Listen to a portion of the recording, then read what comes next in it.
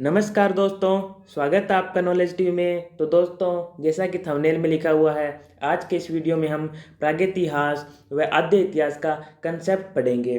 दोस्तों, अधिकतर विद्यार्थी जब एग्ज़ाम देने जाता है तो जब पेपर में क्वेश्चन आता है कि किसी चीज़ के प्राचीनतम साक्ष्य और किसी चीज़ के प्रथम साक्ष्य हमें कहाँ से मिलते हैं, तो वो कंफ्यूज हो जाता है। जैसे चावल की खेती के प्रथम साक्ष्य हमें कहाँ से मिलते हैं और चावल की खेती के प्राचीनतम साक्ष्य कहाँ से मिलते हैं, तो विद्यार्थी यह सोचता है कि प्राचीनतम और प्रथम एक ही है, इन दोनों का आंसर एक ही होगा, जबकि ऐसा नहीं है, इनमें थोड़ा अंतर होता है।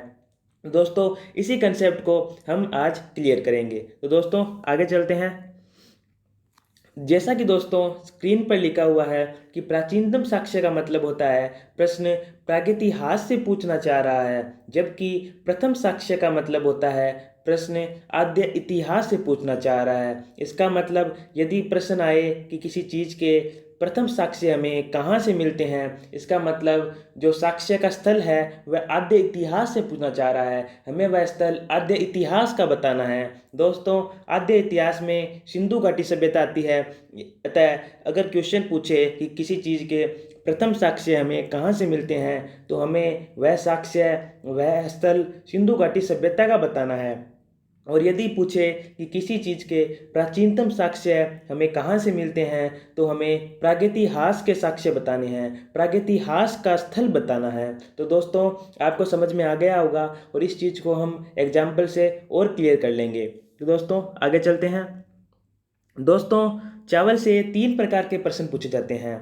तो आपके स्क्रीन पर आप देख रहे हैं, पहला क्वेश्चन ये पूछा जाता है कि चावल की खेती के प्राचीनतम साक्ष्य कहाँ से मिलते हैं। तो दोस्तों, चावल की खेती के प्राचीनतम साक्ष्य कोल्डिवा उत्तर प्रदेश से मिलते हैं। इसका मतलब दोस्तों, कोल्डिवा उत्तर प्रदेश प्रागैतिहास का एक स्थल है, क्योंकि क्वेश्चन में पूछा है प्राचीनतम साक्ष्य, अतः कोल्डिवा प्रागैतिहास का एक स्थल है।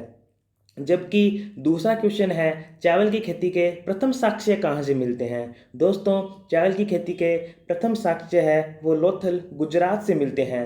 तो दोस्तों, लोथल गुजरात है, ये आद्य इतिहास का एक स्थल है, अर्थात लोथल सिंधु घाटी सभ्यता का एक स्थल है, क्योंकि क्वेश्चन में पूछा है हमें कि प्रथम साक्ष्य है, अतः लोथल सिंधु घाटी सभ्यता का एक स्थल है।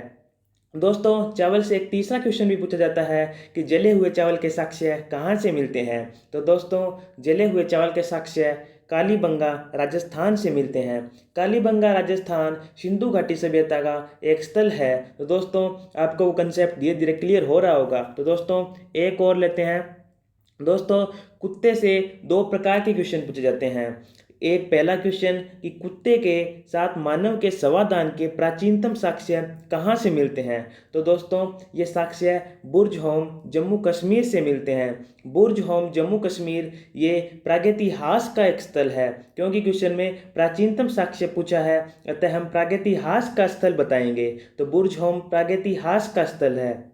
दूसरा क्वेश्चन यदि पूछे कि कुत्ते के मानव के साथ संवादान के प्रथम साक्ष्य कहाँ से मिलते हैं, तो दोस्तों, इसका आंसर होगा ये साक्ष्य हमें रोपड़ पंजाब से मिलते हैं, क्योंकि दोस्तों क्वेश्चन में प्रथम साक्ष्य पूछा है, अतः हम सिंधु घाटी सभ्यता का स्थल बताएंगे, अतः रोपड़ पंजाब सिंधु घाटी सभ्यता का एक स्थल है।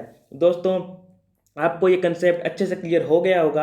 अब दोस्तों, कुछ चीज़ें जो हमारी बची हुई थी इस टॉपिक से वो और क्लियर कर लेते हैं।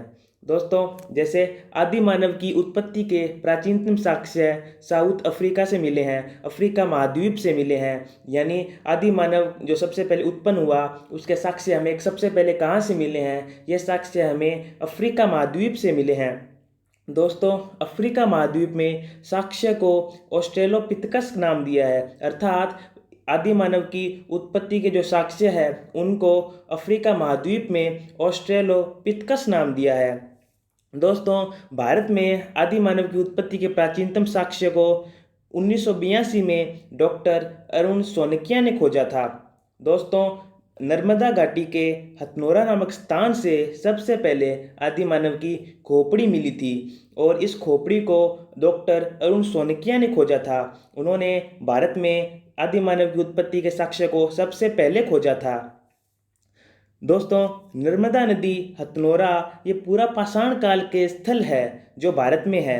भारत में आदि मानव के प्राचीनतम साक्ष्यों को रामापितकस नाम कहा गया है, रामापितकस कहा गया है। दोस्तों, आदि मानव के जो प्राचीनतम साक्ष्य है वो अफ्रीका से मिले हैं, उनको ऑस्ट्रेलोपिथेकस नाम दिया है। जबकि ये साक्ष्य भारत में मिले हैं, उसको रामापिथेकस नाम दिया है।